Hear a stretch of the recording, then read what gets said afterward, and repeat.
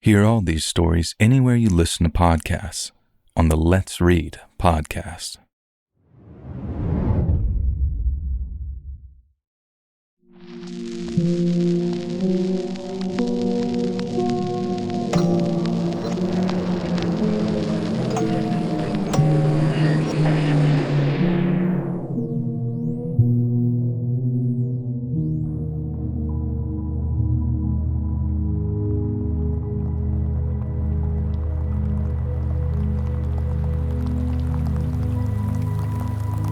I recently came across a collection of old letters at an estate sale in Edinburgh, Scotland. They were tucked away in a weathered trunk marked simply with the name C.E. Brady.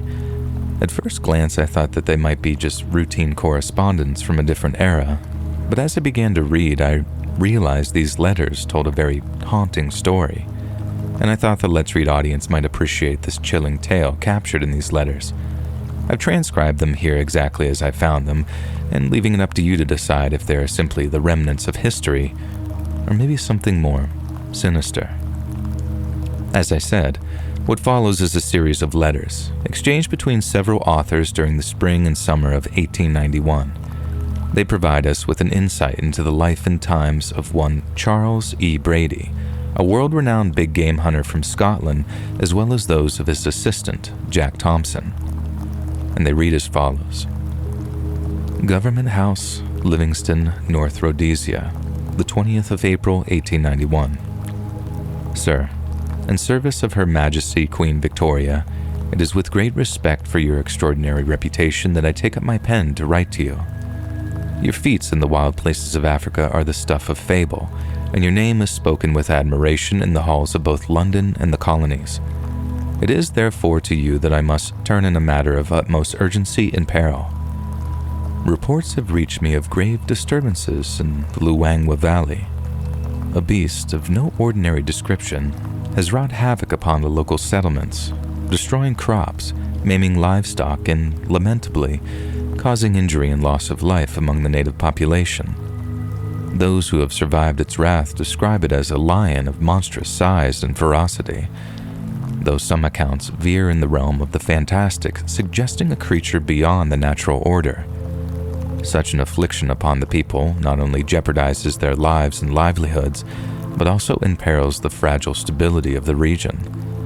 I need not tell a man of your experience that fear and discontent left unchecked can fester into larger troubles.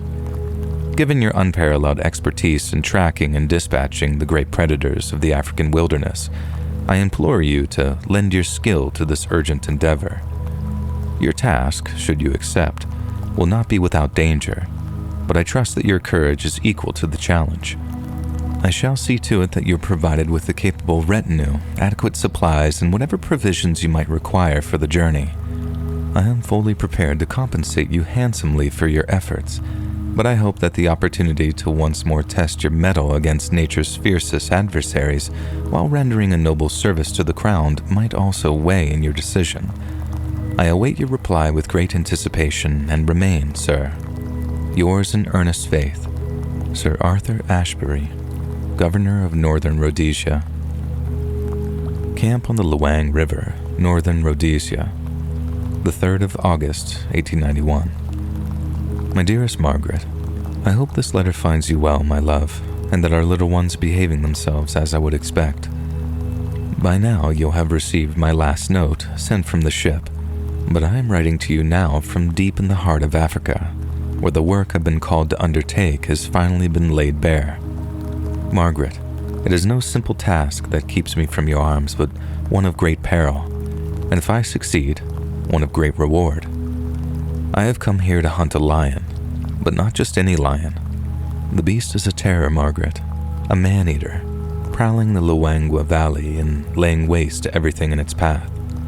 It's already taken the lives of several poor souls and left the villages in fear. It's no ordinary creature, I can tell you that much. The natives speak of it in whispers like it's a devil from the bush. And I won't lie to you, Margaret, it's dangerous work. This lion is clever and fierce, and the land here is nothing like I've ever seen before, wild and untamed. The nights are alive with the cries of beasts, and the air is thick with the scent of earth and fire. But Mr. Brady and I have been given a team of trackers who know the terrain, and I've got my rifle in good working order. If I'm careful and keep my wits about me, I'll see this through. The rewards, Margaret, are far more than I could ever hope for back home. The governor himself has promised a handsome sum for my service, enough to see us a good many winters and set the children on a fine path. This could be the opportunity we've prayed for, Margaret, the one that lifts us from the scrape of life and into something better. I promise you this, I will return. 4 or 5 months at the most, and I'll be back to you in the weans. Until then, I ask you to keep me in your prayers and know that every step I take, I carry your love with me. You're the strongest woman I know, Margaret, and it's your face that keeps me steady when the shadows grow long. Kiss the little ones for me and tell them their father will soon be home with the tales of Africa and a heart full of love for them all. Yours now and always, Jack. Camp on the Luangwa River, Northern Rhodesia, 5th of August, 1891. To His Excellency Sir Arthur Ashbury, Governor of Northern Rhodesia, Livingston. Your Excellency, I write to you with a heavy heart and grave tidings from the field. Upon receiving your summons and undertaking this expedition, I arrived with high hopes of quickly addressing the threat posed by the man-eating lion terrorizing the Luangwa Valley. However, what I found at the appointed village of the Luangwa River was a scene of utter desolation. The village was silent, its only occupants the dead. The beast you spoke of had struck before my arrival, leaving a trail of destruction and grief. Several bodies lay scattered, showing unmistakable signs of a lion's ferocious attack. Among them, I regret to inform you, was the man you appointed as my contact, a fine fellow, I am sure, who tragically fell victim to the creature's savagery. The surviving villagers, in their terror, have fled to seek safety further afield, leaving the settlement abandoned. This turn of events leaves me at a crossroads. With no fresh intelligence on the lion's whereabouts, I find myself compelled to return to my camp downriver and await further reports of its movements. It is my hope that the beast's next appearance will be met with swift action, but it troubles me deeply that its rampage may cause further suffering before I am able to bring it down. The lion's cunning is unlike any predator I've encountered in all my years of hunting. It is methodical, striking where it senses weakness and retreating before it can be caught. The terrain of this valley, though breathtaking in its beauty, provides ample cover for such a creature to stalk unseen. I will need every ounce of patience and skill to track it to its lair and end its reign of terror. I shall remain vigilant, Your Excellency, and send word as soon as new developments arise. It is my solemn vow that I will not leave this valley until the lion has been dealt with and the peace of its people restored. I only pray that the cost of lives and livelihood may be kept to a minimum during the time it takes to finish this grim task. I shall send updates as regularly as possible, though the isolation of this region makes communication difficult. Rest assured, I am dedicated to this endeavor and will see it through to the very end. Yours in service to the Crown, Charles E. Brady, Big Game Hunter and Explorer. Camp at Luangwa Fork, Northern Rhodesia, 14th August, 1891. My dearest Margaret, I pray this letter reaches you safely, though I fear its contents may cause you distress. I write with a heavy heart, for this expedition has taken a dire turn. What we thought was a single dreadful foe has proven to be far worse, and the task before us is now greater than I could have ever imagined. We've been tracking this lion southward along the river, following its bloody trail when word reached us of fresh attacks in the northern villages. At first, we dismissed it as an error, a case of frightened minds spreading false alarms. But the reports persisted, and when we examined the patterns, a horrifying truth emerged. There is not one man-eater, but two. The realization chilled me to the very bones. These lions are no ordinary beasts, Margaret. They work in tandem, like a force of darkness bent on tormenting this land. As one strikes in the south, the other moves north, leaving destruction and death in their wake. The people here speak of them as demons in lion form sent to punish the living. I am no superstitious man, but looking into the devastation they have wrought, I can see how such fears take hold. We are left with no choice but to divide our strength. Mr. Brady will remain in the south while I make my way northward to defend the villages there. It is a grave risk, splitting our forces this way, but it's the only chance we have to shield the people from further loss. I trust that God will guide my hand and give me the strength to stand against this evil. The situation is desperate, Margaret. I won't lie to you. These lions are cunning and relentless, and the fear they sow weakens the resolve of even the strongest among us. But I cling to the belief that good men, Christian men, will prevail. We fight not for glory, but for the lives of the innocent, and I know in my heart that such a cause cannot be in vain. Please, my love, keep me in your prayers, and as I keep you and the children in mine. I hold your image close to my heart, and it gives me courage when the nights grow dark and the shadows press close. And I promise you, Margaret, I will return to you no matter the trials that lie ahead. Tell the little ones their father loves them dearly and that he fights for them, for their future and for the good of all. I will write again as soon as I am able. Yours, with all my heart, Jack. Camp at Mwamba Crossing, Northern Rhodesia, 1st of September 1891. To Mrs. Margaret Thompson, Yorkshire, England. Dear Madam, it is with profound sorrow and the heaviest of hearts that I write you today. I regret that my words must carry such grief to your home, but it is my solemn duty to inform you of the passing of your husband, Jack, who fell in the line of duty during our efforts to protect the villages of the Luangwa Valley from the scourge of the man-eating lions. Jack gave his life valiantly in the defense of others. His courage and selflessness saved not only the village he fought to protect, but also countless lives that would have otherwise been lost to the terror that has plagued this region. He stood his ground against overwhelming odds, and in doing so, he displayed a bravery that will not be forgotten by those who owe him their lives. Please allow me to assure you that his sacrifice was not in vain. Jack's actions turned the tide of our campaign, giving us the means and time to finally end the threat of these terrible creatures. I can also tell you with complete sincerity that Jack saved my life on more than one occasion during this expedition. Without his steady hand, sharp mind, and fearless heart, I would not be writing this letter today. He was a good man, Mrs. Thompson, the very best of men. Arrangements have been made for his body to be repatriated to England at the earliest opportunity. The governor has authorized a generous dispensation to cover all costs associated with his return and funeral, so that he may be laid to rest with the dignity and honor he so richly deserves. Additionally, further support has been arranged to assist you and your family in this most difficult time. Though words may never ease the pain of such loss, I hope you will take some solace in the knowledge that your husband's sacrifice was made in the service of others, in defense of the innocent, and for the greater good.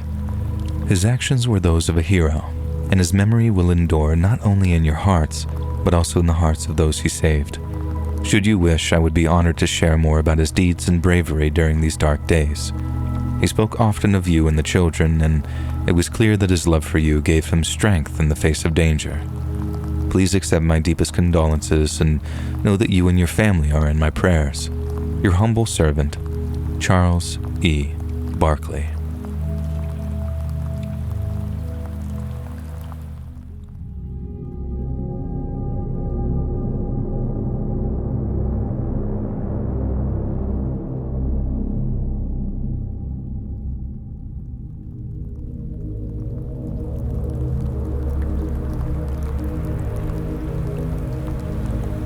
The story I'm about to tell you is a mixture of my own recollection and the memories of others from this period. This incident happened back when I was a little girl, so I didn't fully understand what was happening with my parents until it was fully explained to me many years later. But I guess it's no good telling you half a story, so I'll just fill in the blanks where possible too.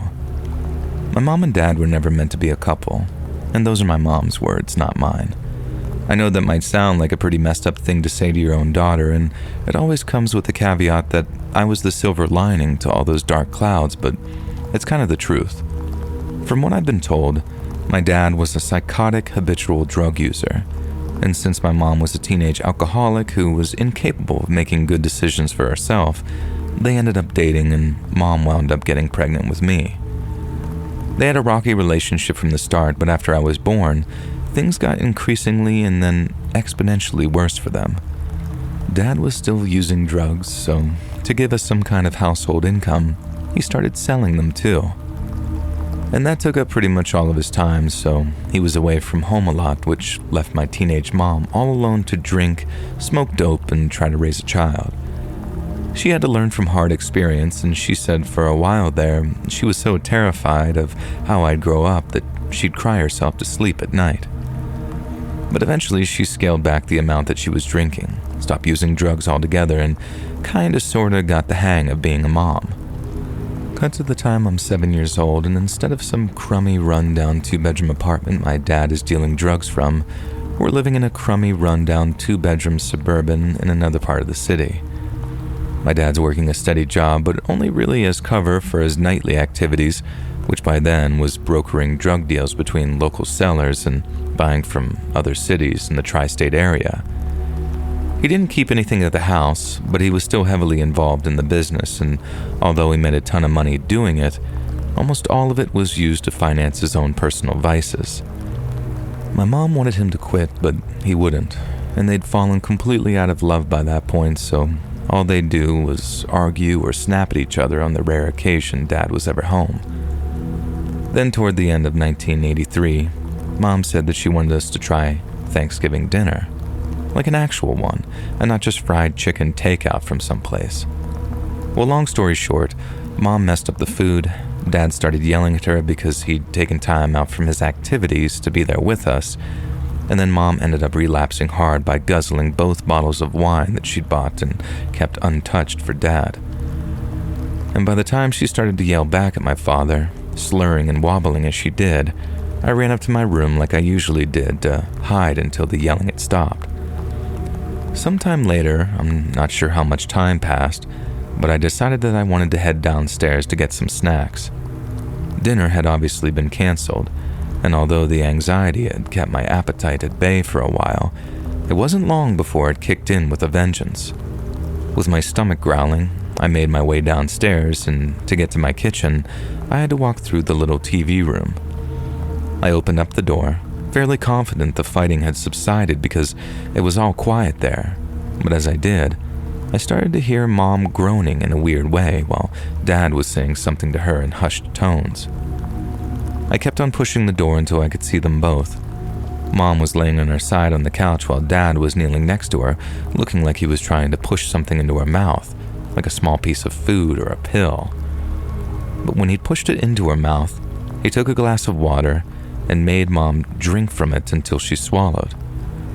She coughed a few times, but Dad made sure that she got it down and then went about pushing another little pill into Mom's mouth.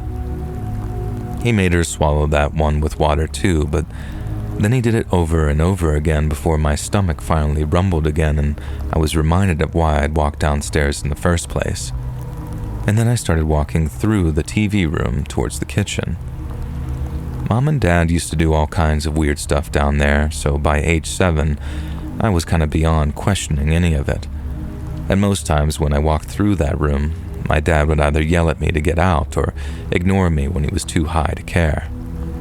Only this time, when my dad noticed that I was walking through the room, he acted surprised, scared even, and then started explaining why he'd been giving Mommy pills. I told him all I wanted was to go get a snack because I was hungry, and then after he very uncharacteristically invited me to help myself to snacks and candy, he joined me in the kitchen and grabbed the biggest round-bottom cooking pan he could find, and then he went back into the room with it. As I walked back through with my snack and candy bars, Dad was supporting Mom as she leaned over and puked into the pan. He was rubbing her back and saying all kinds of very odd and nice things, but I remember how he stuck his fingers in her mouth at one point too. I thought it was maybe to get throw up out of her mouth because she didn't seem like she was fully awake. And now I know different. My dear old dad hadn't been trying to help my mom because she drank too much and made herself sick. He was trying to feed her so many pills that it would kill her. I don't know exactly what his plan was, and my mom doesn't know exactly what combination of pills he tried to give her either, but he certainly didn't plan on me walking in while it was happening. I guess he just tried to keep me calm and unquestioning at first, but when he realized that I might say something to the cops if I ever got questioned, he knew that he had to purge Mom's stomach of the pills before they took effect. And so that's what he did. Mom said she only realized what was happening because in the days after, it felt like she'd been swallowing broken glass. She went to take some pain meds for her very sore throat and then realized a bunch of medication bottles were missing. Dad played dumb and said that he didn't know what she was talking about, but he'd also failed to properly clean the carpet of Mom's vomit. She said that she kneeled down to sniff a patch of carpet just to make sure it wasn't her nose playing tricks on her, and that's when she saw a little white pill sitting under the couch. She'd obviously coughed or spat it out while Dad was force-feeding them to her. Then, in the rush to void her stomach, someone had knocked it under the couch. She was then able to figure out which kind of medication it was and then confronted my dad on where the rest of it had disappeared to. He then gave her some big sob story about how she'd done it to herself and that he'd been the one to save her. But Mom had long since figured out when Dad was lying to her and when he was telling the truth. She left not long after, with me in tow, which I guess is what Dad wanted, to get rid of us, but it was obviously reaching dangerously critical levels of wanting that to happen. If he was willing to hurt Mom, what would he have done with me? Would he have left me on the doorstep of an orphanage with a sign around my neck? Or would I have been the next one to have myself a little accident?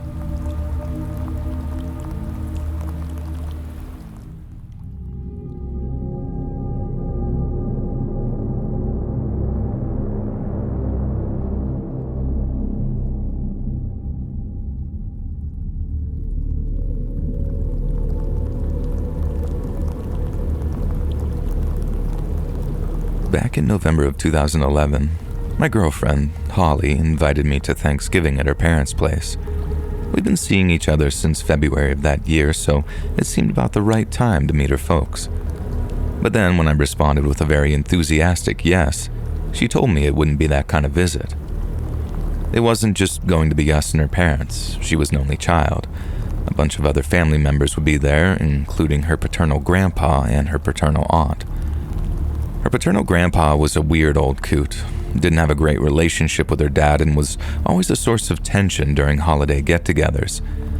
But the reason she was really nervous that year, and the reason why she needed me there as, and these are the words she used, a service animal, was the presence of that paternal aunt, a lady who I'll just simply refer to as Janet. Her dad and grandpa didn't get along, but in the case of Aunt Janet, she and Holly's grandpa hadn't said so much as a word to each other in almost 20 years. To be fair, she hadn't spoken to much of anyone since she left town in her 20s, which was apparently sudden, without explanation, and under dubious circumstances. Starting up around the time Holly's grandma died, she kept in touch with her sisters here and there, but she hadn't been home to visit anyone in almost 2 decades. So to have her suddenly showing up again and showing interest in being around the family, it was a really big deal to Holly's mom and dad. As expected, Holly's grandpa had been dead against the idea of her coming to Thanksgiving dinner, but her dad was insistent. It was the first time Aunt Janet had asked to be around them in nearly 2 decades, so there was no way in hell he was about to turn down this first request, because who knew when they'd get another? Everyone acknowledged it was a potentially volatile situation, but being accustomed to such occurrences at everything from Christmases to 4th of July barbecues, Holly's dad felt the potential rewards were worth the risks. Some of Holly's relatives were optimistic, but it was an optimism she didn't share, and she made it abundantly clear that the event would most likely go horribly wrong, and since that wouldn't be particularly pleasant for me to witness, she said that she wouldn't hold it against me if I turned down the invitation. That was how Holly phrased it, but what I heard was if you put up with my dumb family, then it'll show that you're really serious about this relationship. And since I was getting pretty serious about our future together, it was like she'd thrown me a curveball I had a really good chance of knocking out of the park. Holly's parents lived in a really nice place over in North Jersey. It was a modern colonial with a regal-looking red brick facade and a welcoming porch supported by grand white columns. The front lawn and flower beds were perfectly maintained, and I'm pretty sure I saw a pool, hot tub, and barbecue pit in the backyard, each covered up for the winter. But it was only when I walked inside that I realized just how fancy the place really was. The entranceway consisted of a grand 2-story foyer with sweeping double staircase, gleaming chandelier, and polished hardwood floors. Holly had already told me that her parents made a lot of money, but their house had to be one of the nicest I've ever laid eyes on, and I say that as an avid watcher of those old MTV crib clips. There was a formal living room and dining room, both with coffered ceilings and oversized windows for this natural light, and then a cozy family room with a stone fireplace and brown leather couches. I could think of way worse places to spend Thanksgiving, even if I was about to witness a familial apocalypse. After being greeted by Holly's parents, we were directed into the family room, and since we'd arrived a little earlier than everyone else, I got to enjoy some one-on-one time with her dad. He seemed like a pretty okay guy, a little stern, but a lot more laid back than I expected him to be. Holly had always made her dad out to be this kind of drill sergeant figure, a man who dedicated himself to building his company and who had very little time for anyone else. Holly had always made her dad out to be this kind of drill sergeant figure, a man who dedicated himself to building his company and who had very little time for anyone else. However, once he seemed happy that I wasn't a total douchebag intent on breaking his daughter's heart, he warmed up to me considerably. Holly and her mom brought through some hot apple cider, and we talked a little more before the rest of her relatives began to arrive. A few cousins showed up with aunts and uncles, and then one of her mom's old college friends showed up with her husband. Her grandpa was one of the last people to show up, and when he did, you felt the atmosphere immediately shift from joyful to mildly tense. Holly's grandpa seemed like a real grouchy guy, and I saw 2 of her aunts go into full-on people-pleasing mode in an attempt to manage the tension and avoid conflict. Grandpa seemed happy to see his daughters, but it was a lukewarm kind of happy. Holly's dad got a stern handshake and a very joyless, good to see you, son. But upon first glance, it didn't seem like he and Grandpa would be at each other's throats. I pointed this out to Holly and then mentioned how maybe that year might buck the trend in terms of family conflict. And she responded with a shake of her head and assured me that what I was seeing was most likely the calm before the storm.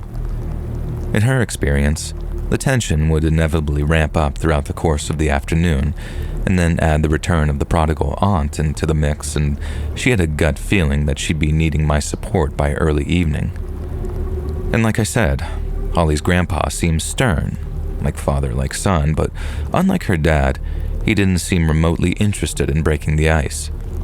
When I was introduced as his granddaughter's boyfriend, he seemed completely disinterested and asked Holly's mom why I was there if I wasn't family. Then, when she tried to explain, he dismissed her with a wave of his hand. It was obnoxious in the extreme, but I'd been warned of how much of an a-hole he could be, so it's not like I felt wounded when he treated me so rudely. Actually, it was kind of a relief. I didn't give a crap about what her weird old grandpa had to say. If my potential future mother and father-in-law were chill, then that was all I cared about. Holly's grandpa could go off, and sure, it'd be pretty unpleasant in the moment, but if things got a little too crazy, I'd be there to drive her home and make sure that she got the support that she needed. And after that, I was quite sure that the whole thing would be forgotten about in like a week, or maybe a month, or however long it took, and it'd be like it had never even happened in the first place. But when the incident did come, it wasn't some run-of-the-mill family yelling match. It was bigger, more frantic, and more frightening than anything I could have ever imagined. And so once I had the meeting with Holly's grouchy grandpa out of the way, I was feeling pretty good about the rest of the afternoon. He'd been making comments about me all day, about how I shouldn't have been there, about how they shouldn't be letting me date Holly, but literally everyone seemed chill except him, so it just became a case of staying out of his way and ignoring his jabs, and everything would go relatively smoothly. The only other real test the get-together had to endure was the arrival of Holly's Aunt Janet. Less than an hour before we all sat down for dinner, Aunt Janet arrived at Holly's parents' place. She was the oldest of her siblings, but looked pretty good for her age and showed up carrying what looked like some kind of portfolio bag, the kind artists use to transport their paintings from place to place. Aunt Janet and her siblings had talked while she was away, so it wasn't like it was their first time talking to her in 20 years, but it was still a profoundly emotional affair. There was a lot of hugging, a few tears, and Aunt Janet was even swapping greetings with her long-estranged father without incident. So even that late in the day, I was convinced that I dodged a major bullet and that everything might turn out all right. Janet and her sisters were sort of entrenched in catching up for about an hour while Holly's grandpa and some of the other guys watched football in pretty much next to silence, until finally, Holly's mom called us all to dinner. Holly was Italian on her mom's side, so in addition to most of the usual Thanksgiving stuff, there were things like shrimp cocktails, baked clams, and even a charcuterie board. Then instead of mashed potatoes or candied yams, her mom served baked ziti with her butter-basted turkey along with roasted Brussels sprouts and string beans sautéed in garlic and olive oil. And everything she put down on the table was absolutely incredible, and primarily most of the reason I remember most of it. And so much so that once everything was dolled out, the whole table quit talking for a solid 10 minutes and we just stuffed our faces until conversation slowly started up again. Everyone was focused on how good the food was, at least until after dinner when topics started to meander and Holly's father and aunt started to reminisce about their childhood. Aunt Janet stayed quiet for the most part, and then while Holly's mom started to clear the table after dessert had been served, Janet volunteered to help her. We talked amongst ourselves for a while, then once people started to try and get up from the table and do their own thing, Janet reappeared with that portfolio bag in her hand. She politely asked everyone to take a seat again because she wanted to host an after-dinner parlor game for us, as a thank you for being such gracious hosts. Everyone seemed pretty excited. Then once we'd all returned to our seats, Janet announced that she'd liked everyone at the table to partake in a game of word association. She'd been gone for such a long time and by her own admission, hadn't kept up to date with everyone nearly as much as she should have. So what better way to start the process of catching up than with a friendly, non-competitive game of word association? When Aunt Janet said parlor game, I figured that she just meant like charades or something. But when it came to word association, I didn't understand where the challenge actually was, and apparently neither did Holly's grandpa. He started up by asking something like, "The goddamn point of all of this?" but was quickly silenced by Holly's dad, who told him to be polite and allowed Janet to host the game that she had planned. Everyone went quiet, and then Janet grabbed the large portfolio bag and revealed it to contain a portable whiteboard complete with legs to stand on. Now, these sort of expectant looks were exchanged on account of how well prepared she was, and at first, people were confused but excited. Then, after pulling out a marker from the whiteboard's carry bag, Aunt Janet began to write. The first word that she wrote on the whiteboard was school. Aunt Janet then went around the room asking for words or phrases people associated with school. My own personal answer was lunch, but she also got answers like teacher, homework, football team, and other things of that nature. Aunt Janet did the same thing with the word boathouse, then the word bear, and then finally she sort of surveyed all of our thought associations with the word truth. By the time she was done, Janet had written 4 big prompt words on the board along with dozens of smaller words leading off from the larger words, kind of like a mind map. She then put the cap back on the pen and then took a step back from the board and asked us all what we saw. Seeing as none of us could tell if her question was rhetorical or not, everyone stayed quiet and waited for the answer. And Janet wasted no time in telling us. She pointed to all the answers we'd given and told us that they were all kinds of answers that regular people give, whereas all her own answers were considerably different.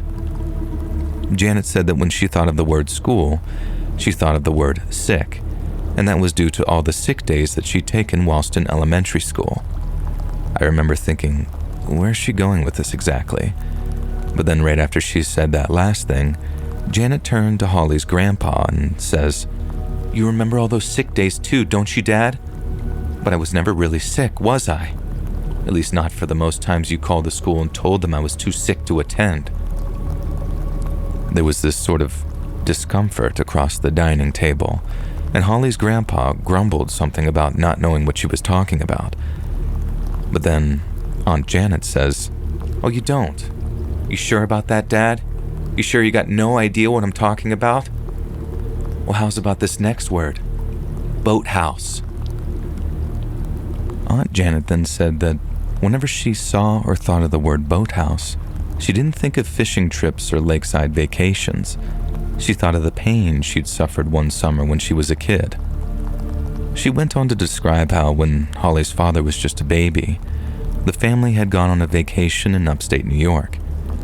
Janet had ended up misbehaving somehow, and Holly's grandpa had dragged her away from the lake and into a friend's boathouse for a stern talking to.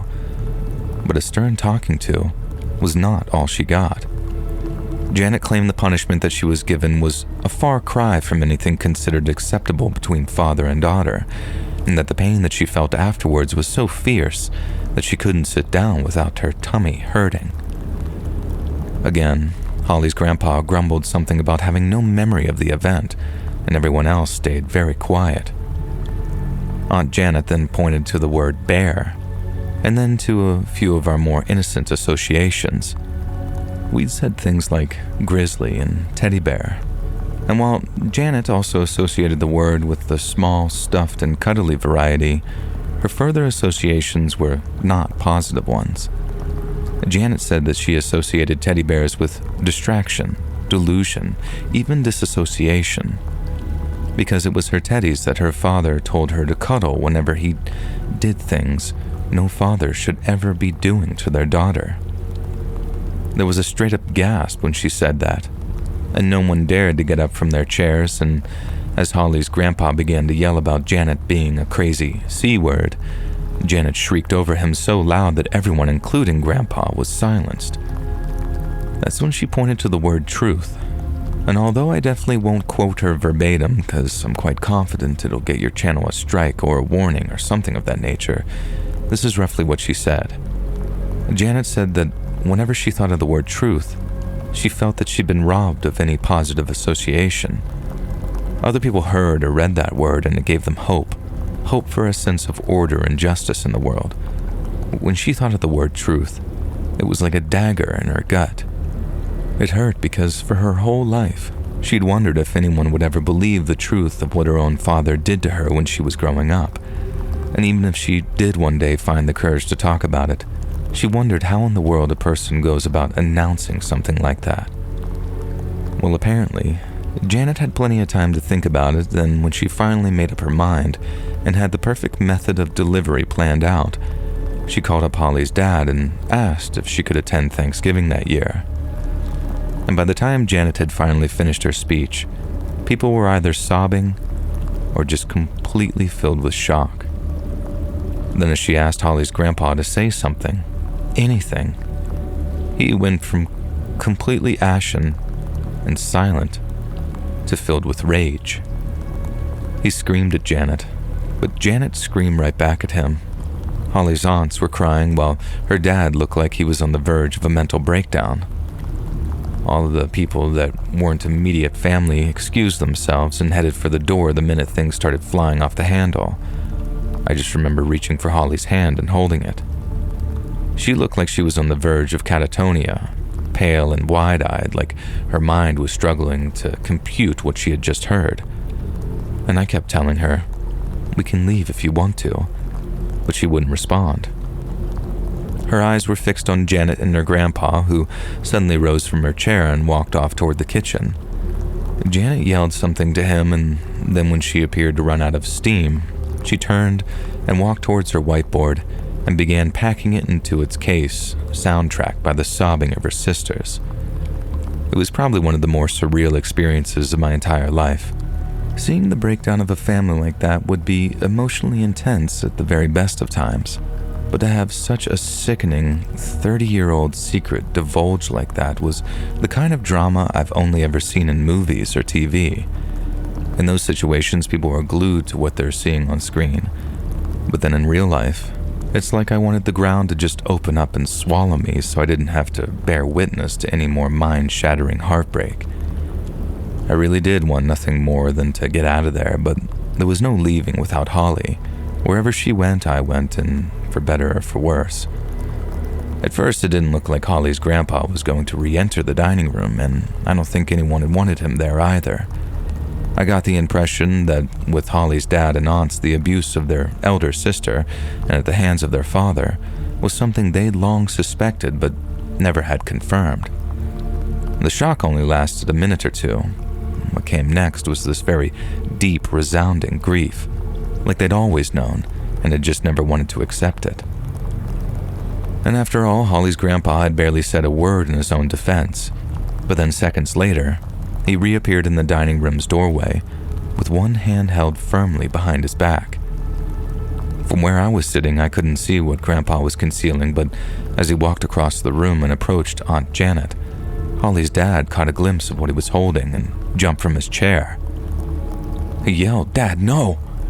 and then threw himself across the room at him, just as Holly's grandpa raised a kitchen knife above his head.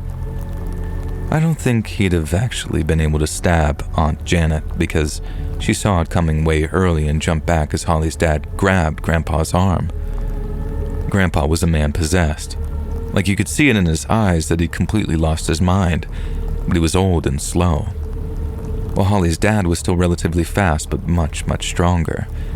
And within seconds, Holly's dad had Grandpa restrained and Aunt Janet was walking out of the house while yelling assurances that no one would ever see her again. Not long after Janet left, and with Grandpa being sort of sequestered in another room, Holly decided it was finally time to leave. She stayed quiet the whole drive home, stayed in bed for almost a week afterwards, and ignored phone calls from just about everyone except me and a handful of her friends. She didn't want to talk about what had happened.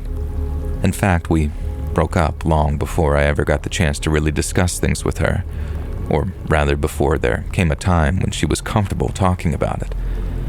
And I don't blame her either. If that was me, I wouldn't even want to believe it, let alone be able to summon the strength to talk about it. And so despite seeing her family's breakdown up close, I never found out what happened in either the immediate or long-term aftermath. I still think about Holly quite often, even all these years later. I wonder how she's doing, and if her family ever found peace.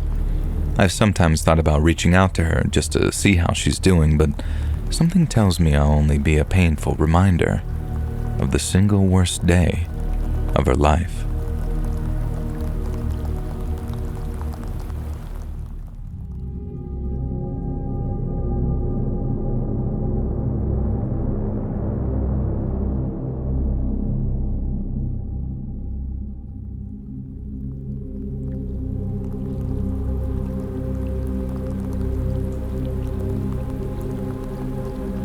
Hi, Let's Read. This story was shared with me by my late grandfather, who has long since passed away.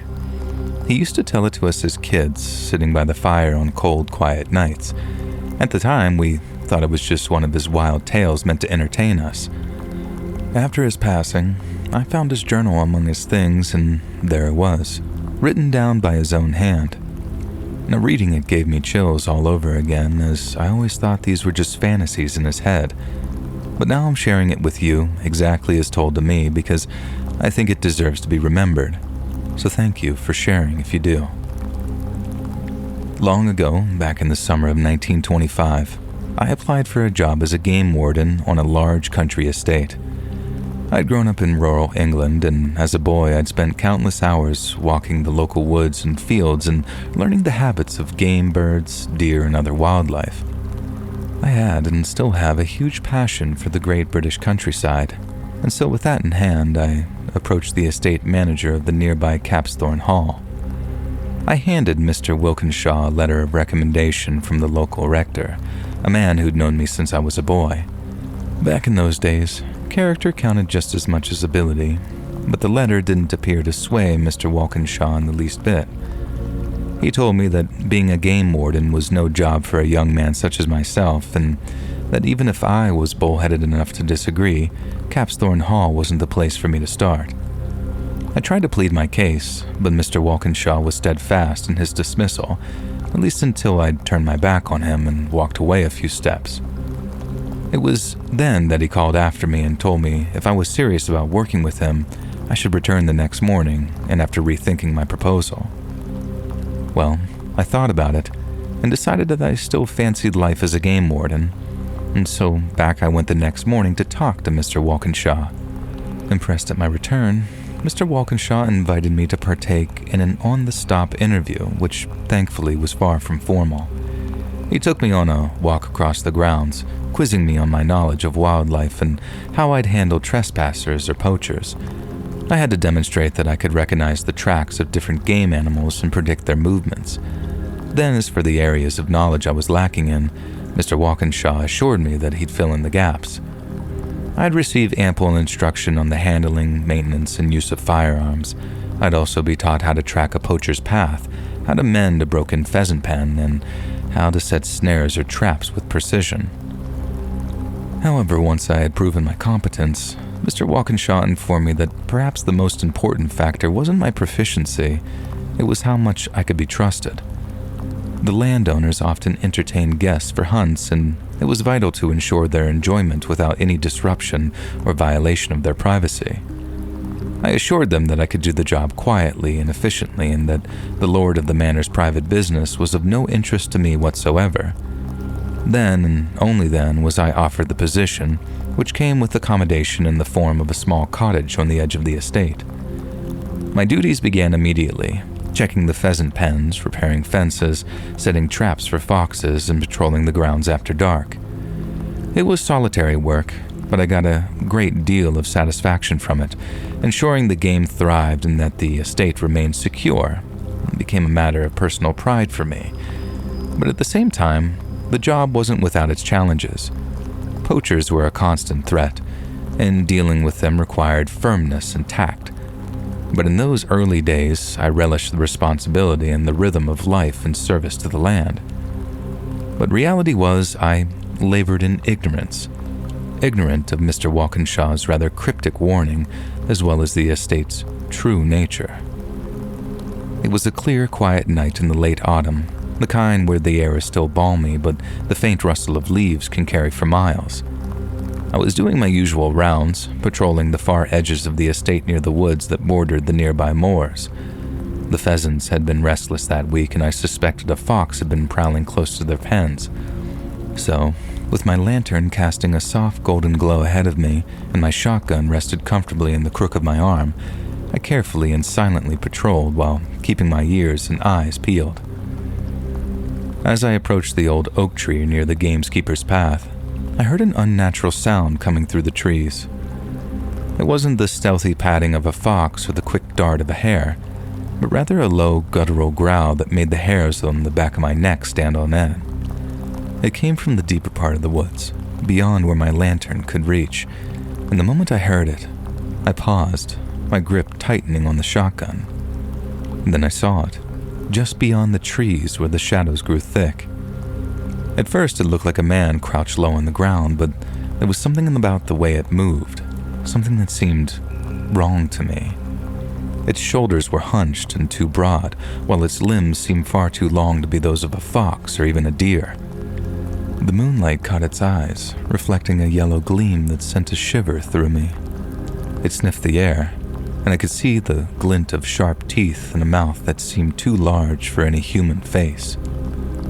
My instinct told me to retreat, but my duty held me fast. Poachers I could deal with, predators too. But this was something else entirely. I raised my shotgun, calling out, "Who's there?" with my voice sounding steadier than I felt. The figure straightened, and that's when I saw its full height, taller than any man, with a body covered in coarse, dark fur. Its hands, or claws, whatever they were, hung at its side, long and sharp, and as my eyes found them, I began to question the strength of my shotgun. It stepped forward, slowly and deliberately, and I felt rooted to the spot. Was it a man in some terrible costume, an animal disfigured by disease? I asked 1,000 questions in just a few short seconds, but no answer satisfied my terror. Its growl deepened, reverberating in my chest like thunder. I raised the shotgun, then fired a warning shot into the air. The sound echoed through the woods, startling a flock of roosting birds into flight, but the creature didn't flinch. Instead, it let out a bone-chilling howl that started low but rose into a piercing wail. My heart pounded. I took a step back, and then another, and another.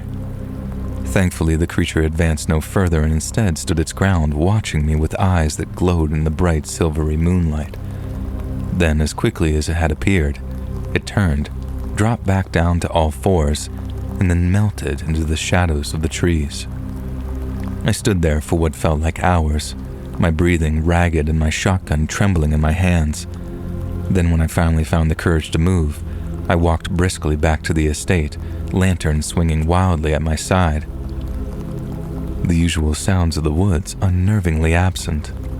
The night felt heavier. I was not alone. The next morning I approached Mr. Walkinshaw and informed him of my nocturnal encounter.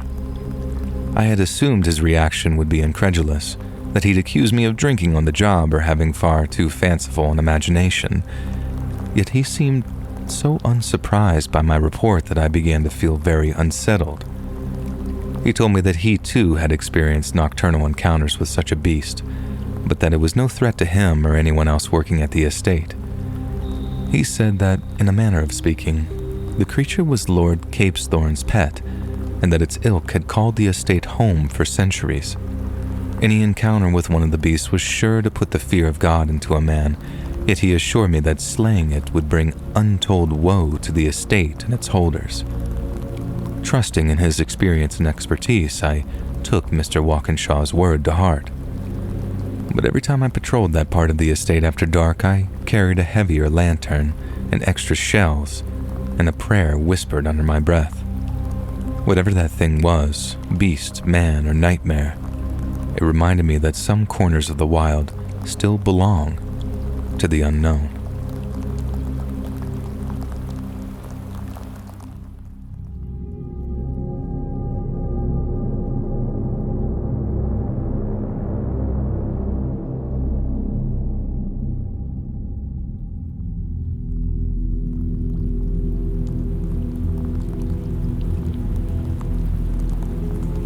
A few years back, I drove over to my parents' place to spend Thanksgiving with them and our extended family. As I stepped out of my car, I remember smelling the smoke of burning log fires drifting on the breeze, and it was like stepping through a time machine. I don't know about you, but there's something really special about that time of year when all the different smells and sensations of late fall can take you right back to being a kid again. But I wasn't a kid anymore, far from it in fact. I had taken my place as the unmarried uncle, showing up halfway through the day after spending the morning at work. The driveway of my parents' house was lined with cars, and as I walked towards the front door, I could already hear the swirls of conversation and laughter coming from inside. After knocking on the door, my mom appeared on the entrance, and as she welcomed me inside, a wave of warmth and rich aromas hit my face. The combined scent of roast turkey and spiced pies and something unmistakably buttery hung thick in the air. And then as Mom pulled me in for a big hug, I truly felt at home. After we swapped a little small talk regarding the weather and the drive over, Mom walked me into a living room alive with activity and then announced my arrival. My cousins were sprawled across the couches, looking away from their football game for just the briefest of moments to greet me with raised beer bottles. A few of the kids were sitting on the floor between them, holding plates of snacks and chattering amongst themselves, and it was amazing to see how much they've grown. In the kitchen, a few of my aunts and uncles sat around the dinner table sipping glasses of wine. Even more children darted in and out as my mom made her way to the stove, joined by an aunt who started stirring and tasting and then passing notes back to Mom. It was loud, messy, and in my mind, perfect. It felt like Thanksgiving and it felt like home. I asked my mom if that was everyone, as in everyone who was due to show up for dinner, and she said that we were only waiting on one other person to show up, and that person was Uncle Tony. My Uncle Tony was still considered the baby among his siblings and was only around 10 years older than myself at the time, so early 40s. He was a pretty unremarkable guy, close to my grandpa but quiet and mostly kept to himself. I lived out of town, but Uncle Tony lived out of state, so every family holiday, he'd make the 4-hour drive across state lines and was usually the last to join us. Personally, I was always figured that he deliberately timed his journey to coincide with dinner being less than an hour from the table. He was never a particularly outgoing person, so I figured all the small talk and catching up with distant relatives was a bit of a headache for him. He'd show up before dinner, eat his fill, and then relax with us for a few hours while everyone was too full of turkey to say anything to each other. But then that year, it looked like he was cutting things a little too close for comfort. About a half hour before Mom was set to ring the dinner bell, she asked me to text Uncle Tony for his estimated time of arrival, and I figured he'd be driving, so I didn't expect his immediate response, but when dinner was only around 5 minutes from the table, Mom asked me to give him a call to check where he was. I called once, but it went to voicemail. I then called a second time, but it didn't ring as long as before the call went to his answering machine. And I figured that was a sign of life since him declining the call meant that he was probably only a few blocks away. He also wouldn't want to risk a ticket by, talking on the wheel or something on a day when the cops are pretty much just dying to bag themselves a few drunks or bad drivers to make holiday examples out of. I told all that to my mom, but she was still very concerned, so she had me calling my Uncle Tony on repeat while she got everyone to the table. She then asked me to sort of help deal with dishes and serving plates to everyone at the table, but once we'd all sat down to eat, she kept checking her phone and complaining that Tony wasn't responding to messages. All the adults who knew him checked their phones just in case he sent somebody a message that they hadn't seen yet. But when they didn't see any notifications from him, they just began consuming their food. And no one seemed all that worried about Tony at first, but it wasn't because they didn't care. He was always the last to show up and did so by that small margin that I talked about earlier, so they figured that he'd just run into a little bit of traffic or something and would be there within the hour. And so by the time we'd all finished our bowls of pumpkin pie and hand-whipped vanilla cream and all that good stuff, Uncle Tony still hadn't shown up, and neither had he called or texted to let us know where he was. A few of us started calling and texting him again, only this time with very added concern. It was my phone that his name first flashed across, as it buzzed with an incoming text message notification, but despite what I read being totally innocuous, it was somehow oddly unsettling too. Uncle Tony had texted me, but all his message read was, "Hi." It's hard to articulate what I felt in the moments that followed. Getting that single word message was so out of character that I think I instinctively knew something was wrong with Uncle Tony from the moment I read it. However, as I tried to figure out how to properly convey my concern, I stayed quiet, just long enough to hear the phones of my relatives begin to buzz with their own incoming messages. They came in at a rate of about one every 10 to 15 seconds, but one by one, my aunts, uncles, mother, and father all got single-word messages that simply read, "Hi." It was one of my uncles that got the first message as he read it out loud for everyone to hear. There were a few moments of confusion as people wondered why he might send such a very weird message when he was almost 90 minutes late for dinner. And then right as the concern started to register on their faces, my mom tapped her phone, put it to her ear, and waited for my Uncle Tony to answer her call. When he once again failed to pick up, we all started sending him messages mostly along the lines of "Are you okay? Pick up the phone. Call us when you can." I was the first to receive a reply. "Hope I haven't left you all waiting, lol," it read. It was completely inconsistent with Uncle Tony's usual style of texting, and knowing the person on the other end wouldn't answer any calls, I found myself texting, "Who is this?" The reply came in seconds and simply read, "Thumbelina." Knowing I probably wasn't going to get anything useful out of them, I decided to ask one more question before calling the cops. I texted, "Where's Tony?" Then when the reply came, I had to struggle to keep a straight face as I got up from the table. I told everyone I was going to call a friend of his just in case he passed out drunk and they were texting from his phone as a prank or something. It was a dumb excuse. Everyone knew that wasn't like Uncle Tony to get blackout drunk like that, and had appropriately confused expressions as I got up from the table and walked into the kitchen.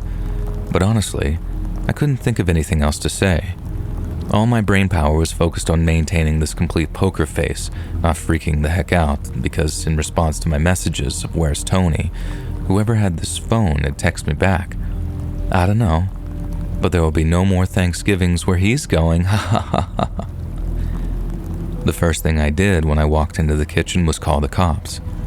One of my uncles followed and soon figured out that I wasn't talking to Uncle Tony's friend. We tried to keep the news from spreading, but the rest of the adults soon figured out something was wrong when whoever had Tony's phone started texting them similarly creepy stuff. After that, the mood in the house began to sharply decline, but everyone managed to keep from totally panicking or displaying too much of any other emotion, at least until all the kids were either upstairs or on their way home from their parents. And after that, all bets were off, and my mom and aunt were fanning themselves in between bouts of sobbing, praying this whole thing was just some sick joke. But sadly, it wasn't. By the time I placed the 911 call in my mom's kitchen, the cops had already found my Uncle Tony. He was sitting in his car, which was parked in the parking lot of a closed-up business, and he was leaned up against the steering wheel with a bullet hole through his head. They found his phone just a few hours later, in the hands of a girl sitting in a diner only a few miles from where Tony's car was found. She'd cut off his thumb so she could keep unlocking his phone every time she wanted to use it, and although she could have used it to do just about anything, she chose to taunt the relatives of the man she just shot through the head on the way to a family Thanksgiving. And from what I understand, the whole thing was a pretty open and shut case. The girl was so crazy that when the cops arrived to arrest her, she insisted on finishing off a text message before they put her in cuffs. She didn't get to send it, but she was in the process of typing out a message to one of Tony's coworkers, gloating about how he'd never get to see him again. I think she spent about 5 minutes with psychiatrists before they declared the girl to be completely and utterly out of her mind. She was detained at the hospital and has been there ever since. The cops later said that they figured that she was some type of hitchhiker, and since she was young, small of stature, and generally disarming in appearance, Uncle Tony had most likely offered to give her a ride someplace.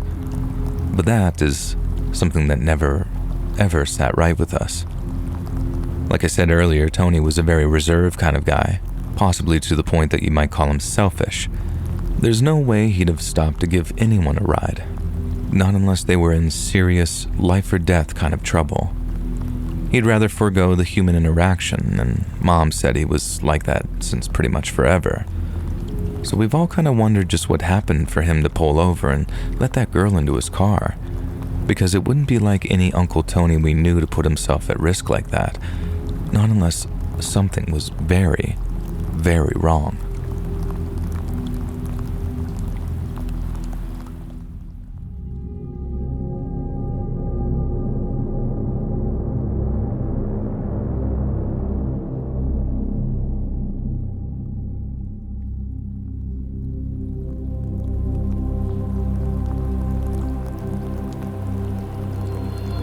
From 2009 to 2017, I served as an infantryman in the British Army's Duke of Lancaster's regiment. I applied to join just before my 22nd birthday, and to be honest, I really didn't know what I was getting myself into. But after the initial shock of training, I found it was exactly what I was looking for. I won't bore you with all the cliches about the camaraderie or the spiritual satisfaction that duty brings, because for me, it was the structure I enjoyed the most. I had a terrible time in school, so much so that my mom and dad thought that I had a problem with authority. They thought I was mental for even considering the army, and said I'd be thrown out within a week. But when the staff training you have all been to Iraq and Afghanistan 2 or 3 times apiece, and actually been in combat, it's a lot easier to pay them the respect they demand. And so, just a few months of training, I went from a dickhead layabout with a reputation for getting myself into trouble, to an infantry soldier, fit for service in one of the finest armed forces in the world. I joined a little bit too late to see Iraq, but I ended up going to Afghanistan for 6 months over 2013 to 2014 as part of an Afghan Army mentoring team, or OMLET. Soldiering was my life. I didn't want to do anything else, and I could see myself pushing 50 and retiring as some crusty old sergeant with a big fat pension and plenty of time for golf and the grandkids. But as the saying goes, God laughs at those who make plans. In my 8th year of service, so just after I turned 30 in 2017, there was an accident during a training exercise in Wales and I suffered a pretty severe back injury. I did some rehab for a while and I suspected that I'd be medically discharged, but the notice came and I was devastated. I put so much faith in the rehab process that I hadn't mentally prepared myself for the worst to happen.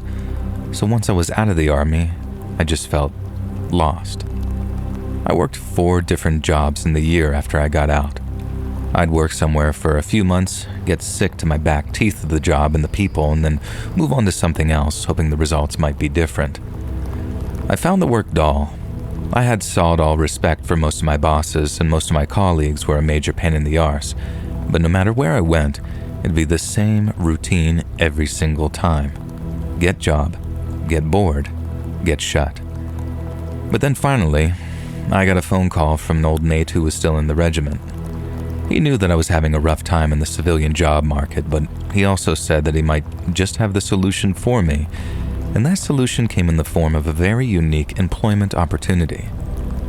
The Democratic Republic of Congo, or DRC, is one of the most war-torn countries on Earth, and since 1950, it's been embroiled in 7 major civil conflicts.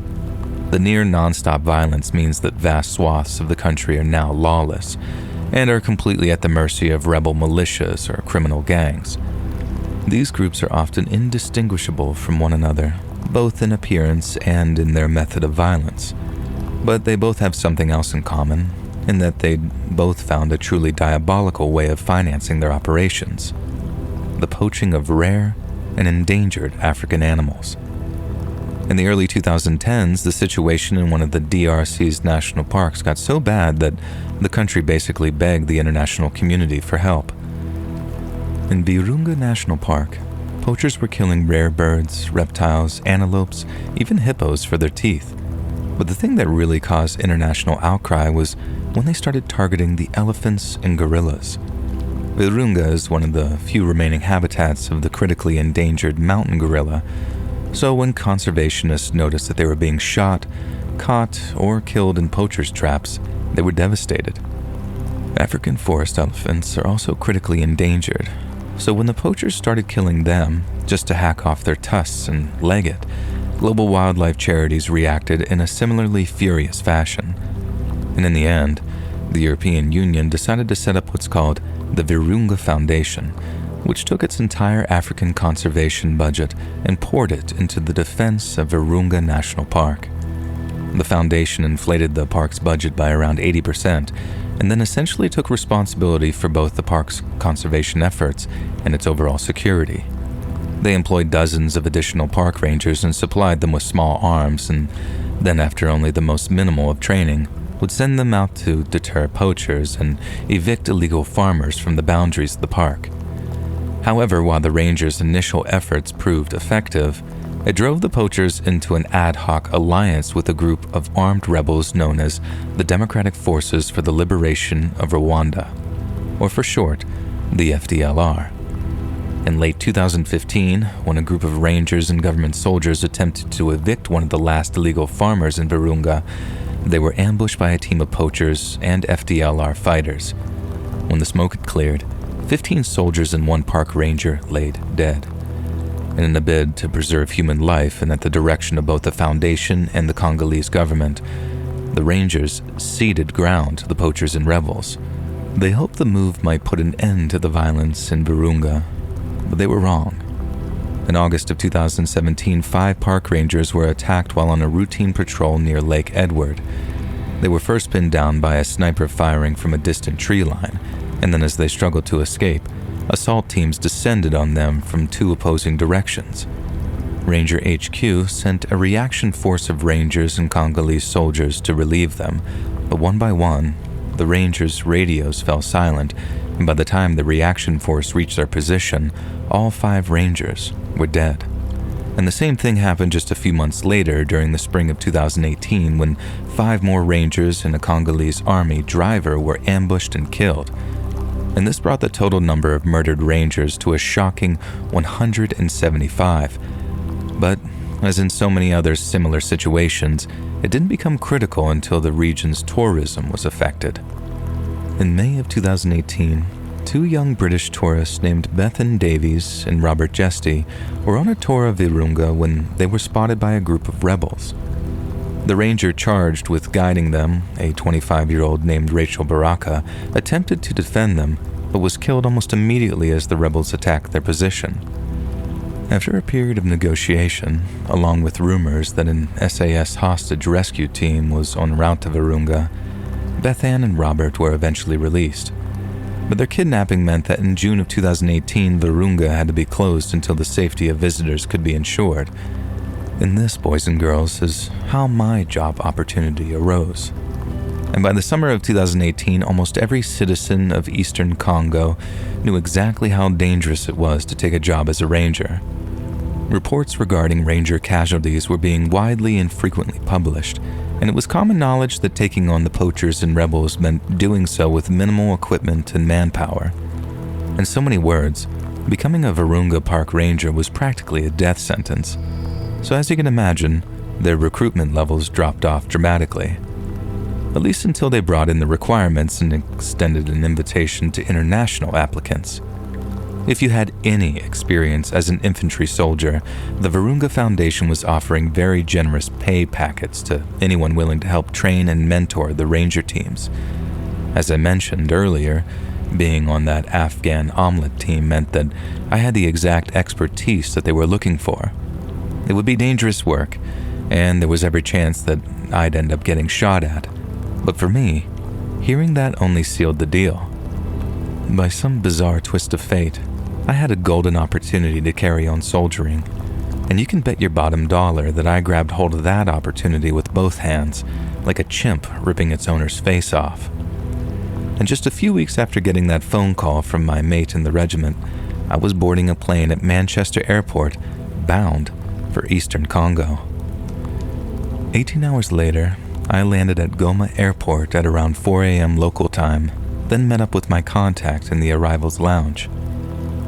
When I was first told about the former Green Beret, whose job it was to orientate international recruits, I pictured some Chuck Norris look-alike who ate bullets, pissed petrol, and crapped rolls of barbed wire. But when I walked into the arrivals lounge, the bloke holding the sign with my name on it looked more like a cross between Jim Morrison and Charles Manson. And I remember thinking, there's no way this guy is ex-Special Ops. But then, the more we talked, the more I realized that he was every bit as legit as he'd been made out to be. His name was Jason, but everyone called him Top because he retired as a first sergeant. He was also the top guy when it came to international recruits, so I suppose taking his title as a moniker just made things easier for people.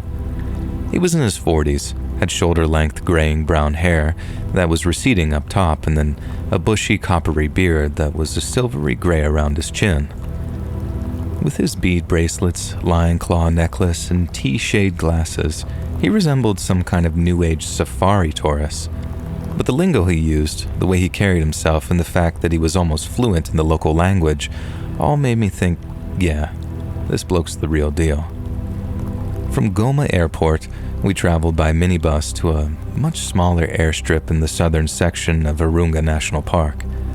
The journey took around 2 hours, giving Top and I plenty of time to get acquainted after he filled me in on what to expect. We'd be flying over Lake Edward before landing at a ranger base camp at a place called Ishango. There, I joined several other foreign volunteers in training and mentoring the rangers. But most importantly, I'd also be going on patrol with them, and going on patrol meant getting into scraps. Top made that abundantly clear to me.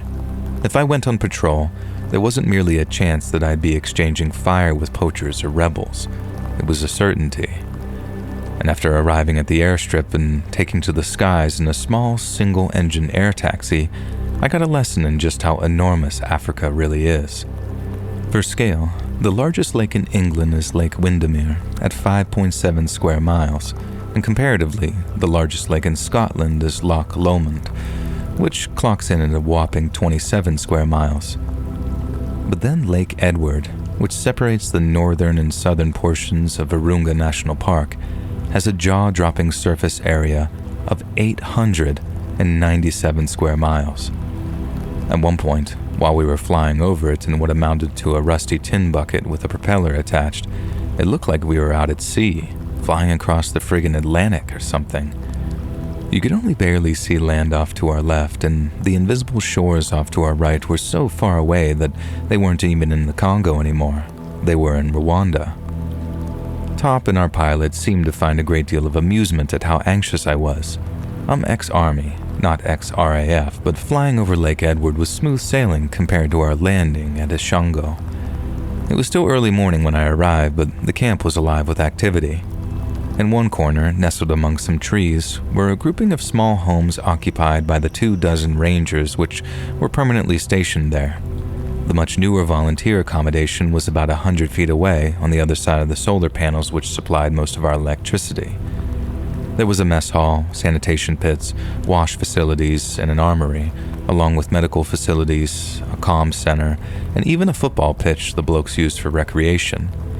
I remember being impressed by what amounted to a pretty decent setup, one that was much better than any of the forward operating bases I'd seen in Afghanistan. But what I was really excited to do was meet some of the lads I'd be working with. The first, and probably the bloke that I spent the most time with, was an Irishman. I'll just call him Paddy. Now, Paddy wasn't his real name, but as an Irish Army reservist, he didn't have the proper permission to take part in a foreign conflict. And that meant, should the Irish Army have found out what he was doing, he could have potentially gotten himself into a fair bit of trouble. He was a great soldier, a good lad, loved the crack, as they say, and he was a huge fan of English football too, so that gave us plenty to talk about right away. Then there was the ginger lad from Texas with a backward name. Everyone called him Tanner, which I assumed was his last name, but then his full name turned out to be Tanner Scott. I asked him if some sort of mistake had been made on his birth certificate because surely his name should have been Scott Tanner, but surprisingly, he couldn't see the joke. What he could do, on the other hand, was shoot the arse off a fly at 300 yards, which meant that I didn't give a toss my jokes didn't land, as long as shots like that did. Then there was Manu, the French bloke, who said that he'd fought in Malia before hearing about the plight of the Virunga Rangers. And then there was Nick, another American who was a massive animal lover and Tanner's polar opposite in almost every conceivable way. They had their fair share of disagreements, but there was a mutual respect between the two of them, so they worked well as a team. But perhaps the most intriguing of all the blokes on my training team was Yuri.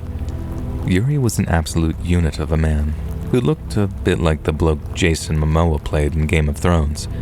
He claimed he was a mercenary, and sounded very, very Russian, but then when I asked whereabouts in Russia he was from, he almost blew a gasket. He said he wasn't Russian, but he hated Russians, and that he was from a place called Moldova, where hating Russians was a sort of national tradition.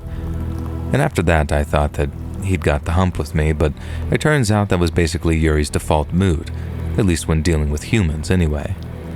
And that's because Yuri, despite being built like a brick outhouse, was a vegetarian, and when it came to loving animals, Yuri made Nick look like Colonel Bloody Sanders.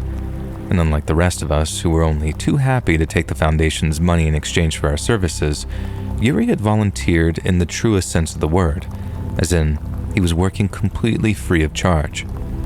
Thanks to his exceptionally dodgy line of employment, he didn't need the Foundation's money. The only reason he was there was because he loved animals and he despised what the poachers and rebels were doing. Then when I asked him how he reconciled his love of nature with his penchant for killing poachers, he told me something I never forgot. The poachers are like rats, he said. They will kill the elephant and gorilla until none remain. Then what will they do? When they have nothing left to sell and nothing to eat, they will only slaughter each other. Better to send them to hell now while their bellies are still full. We'd all fought in our fair share of mostly pointless bullcrap wars, most of which were based on lies and greed, of course. So to be somewhere we'd chosen, Doing something good for once, it felt like it was good for our souls. But if it was good for our souls, it certainly wasn't easy on our minds or bodies. Patrolling the banks of the Simliki River could be tough going, but then hiking up into the foothills of the Renzori Mountains had us absolutely gassed. The wildlife was a huge problem, quite literally when it came to the likes of elephants and hippos, who can become very aggressive when they feel you're getting a little too close to them or they're young. I was probably the most afraid of things like spiders and scorpions, but ironically, while their bites and stings could be incredibly painful, they weren't the things that you had to really keep your eyes peeled for. It was the snakes, like the gaboon viper, which posed the most significant threat to our well-being, mainly because they could be so well camouflaged among fallen leaves that by the time you do see them, it's far too late and a routine patrol suddenly becomes a casualty evacuation, because you might just lose your leg, or arm, or whatever it's bitten, unless you get fast treatment. We were told that the bats who roosted up in the trees in the forest were riddled with things like rabies and even Ebola, and that if we got guano anywhere on our bare skin, especially around our mouths and faces, we were to report to the medics immediately because it was a potentially life-threatening level of exposure. We were also told to be on the lookout for bees and wasp nests because, if disturbed, their African variant had been known to pursue interlopers relentlessly before stinging them to death. And we had to worry about aggressive monkeys or baboons, and the crowned eagles that nested up in the mountains could blind you in a dive bomb attack launched from nests that you wandered too close to. We also had to keep away from the freshwater snails who carried parasites that make death feel preferable to going to the toilet. But without a doubt, the thing that scared me the most were the tsetse flies. Tsetse flies are a little bit like horse flies in that they're the size of a housefly but will give you a pretty nasty bite.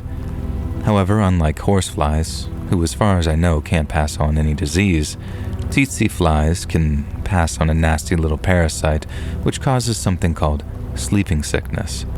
The early signs are things like headaches, high temperatures, and joint pain. And so at first it seems like little more than a stubborn cold. But then later, once the parasite invades the central nervous system, it can cause some horrifying symptoms. I'm talking about things like distinct and frightening personality changes, mobility issues, and a sudden desire to sleep during the day and stay awake during the night. Then, without treatment, the afflicted can grow weaker and weaker until they pass into a coma and die. Seeing as there are no vaccines for the disease, everyone at base camp, Congolese included, were absolutely terrified of tsetse fly bites and the sleeping sickness they caused. But thankfully, preventative measures meant no one came down with it, at least not while I was there anyway. Those were just the natural hazards that we had to worry about, but it was the unnatural ones that posed much more of an active and deadly threat. I remember the first time that we were out on patrol, the first of many snipers' bullets whistled past me. We were walking through fairly long grass at the time, so we were able to hit the deck and wait it out until it was safe to get moving again. Usually speaking, a small group of poachers would see a much larger ranger patrol and take a couple of pot shots at them and then just scarper while we were all in cover. They were terrible shots and probably didn't even zero their weapons properly because who needs accuracy when you're shooting an elephant? But that being said, it never failed to get the blood pumping whenever you heard that crack or whiz depending on how close the shot came.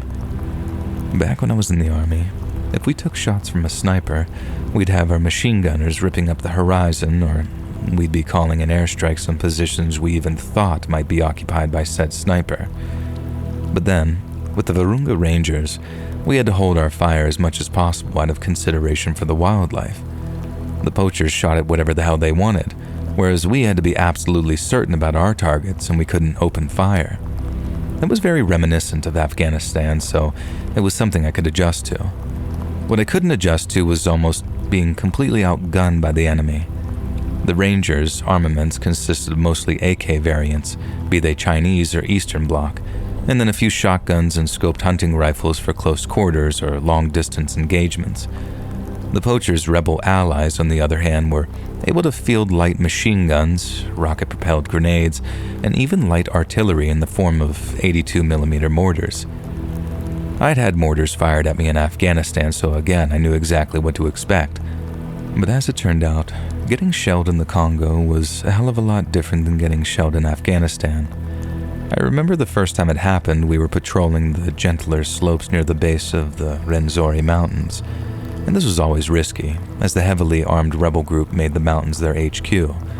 But it was a case of either putting on a show of force, or show we weren't afraid of them, or they'd take it as permission to run riot in the park's northern sector and lay waste to the many families of elephants who made it their home. So there were 14 of us walking up and down the slopes, me, Patty, and Tanner, then 11 Virunga Rangers. We hadn't had any trouble patrolling the forests, but then we had to clear quite a large area of mostly open ground to make sure that the poachers hadn't left any traps behind. We'd been plodding through this field of long grass for a few minutes when I suddenly heard what I thought was a light aircraft passing overhead. My eyes darted upwards, but despite the clear blue sky, I couldn't see anything flying in the air above me. But that thought must have lasted no more than half a second, because as I heard the noise take on that telltale descending drone of incoming ordnance, I knew what was coming. I just never heard a mortar shell scream like that as it came hurtling down towards me, and the sound it made was nothing short of petrifying. Afghanistan is a dry place, so when something flies down from the sky at you, it makes a very distinct hissing or whistling sound. But in the Congo, it was so damp that the humidity affected the sound of incoming shells. That dry hissing before something exploded was bad enough in Afghanistan, but the shriek those mortar shells made in the Congo made it feel like the rebels were firing freaking banshees at us. They'd scream this 3-second-long sphincter-puckering wail that sounded to us like, "We're coming to get you." And that, let me assure you, was somehow far worse than getting next to no warning at all. And then, unlike Afghan, there were trees everywhere for the mortars to smash into, and when they did, the explosion would send a shower of splinters into whoever was unlucky enough to be standing under said trees. I saw some pretty horrific injuries in Afghanistan, but nothing like what I saw in the Congo. All the Rangers wore soft covers, either khaki bush hats or their signature forest green berets. So when mortars or RPGs exploded in the trees above them, they were incredibly vulnerable to the shrapnel and splinters that came tearing down through the canopy. I saw a bloke with a splinter the size of my arm sticking out of his face. It severed his spine so severely that he'd essentially been internally decapitated as it drove its way into his body, the only mercy being that it was quick and relatively a painless death. Another ranger was not so lucky. A rebel RPG gunner scored a direct hit on the tree that he was taking cover behind. The warhead-shaped charge punched through the trunk like it was nothing and cut the ranger in half at the waist. It only managed to drag half of him out of the fight, and he stayed alive and in pain for a shockingly long time. The rest we had to leave for the animals. Nick, the bleeding heart American lad, took a bullet through the shin during a patrol along the river. It punched such a big hole through his leg that we thought that he was going to lose it, and as the massive, definitely not Russian Yuri tied the tourniquet around his leg and threw him over his shoulder in a fireman's carry, he was swearing and shouting, "My mom's going to be so mad at me." It's weird where your mind goes in moments like that. You take a bullet through the leg fighting poachers in Africa, but all you can think about is your old mom back home and what she's going to think about it. Not the months of surgery and rehab or the risk of infection. You think about your mom. But without a doubt, the scariest thing that happened when I was in the Congo happened towards the end of my 6-month stay. We were manning some listening posts out in the forest overnight, maybe 10 to 15 miles away from the mountains. It was something the Rangers had taken to doing in order to intercept the poachers who'd sneak down the mountains during the wee small hours of the morning before preying on animals at dawn.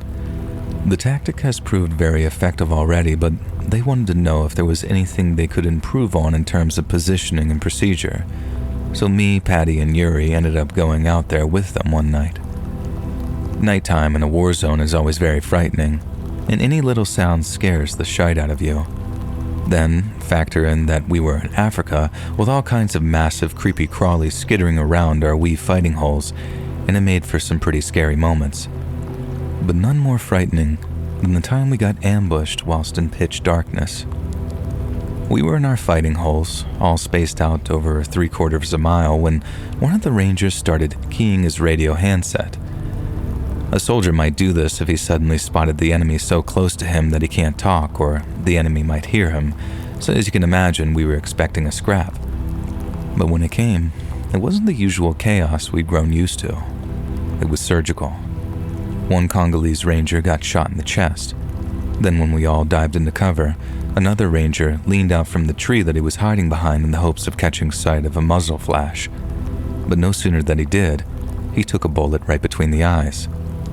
That's when I realized whoever was shooting had some sort of night vision capability. They could see us, but we couldn't see them.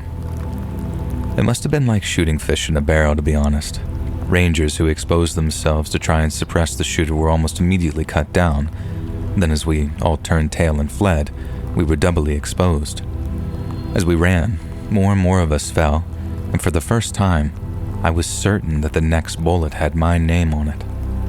There were loud, blood-curdling cracks as bullets passed inches over our heads, and then ear-splitting screams or anguished grunts whenever one found its mark. It was easily the single scariest combat experience I had ever endured, and to this day, I'm not sure how I was able to walk away from it unscathed. Not when so many others didn't. There were about 20 rangers manning the listening post that night. 20 men who converged on one position with the goal of overwhelming what we assumed was a much smaller force. But it was us that ended up getting overwhelmed. Of the 20 men that went out into the forest that night, only 6 returned, and unfortunately, Yuri wasn't one of them. He wasn't the first foreign volunteer to make the ultimate sacrifice for Virunga and its animals, and I doubt that he'll be the last. But he was the only man to give his life when I was there, so I imagine I'll remember him till the day I die. There were a few more incidents like that, men being inexplicably shot under the cover of darkness, and then one day they just stopped. We went back to owning the night again. The poachers and rebels didn't seem quite so bold anymore, and although that obviously made us all very happy, it left us asking a lot of questions.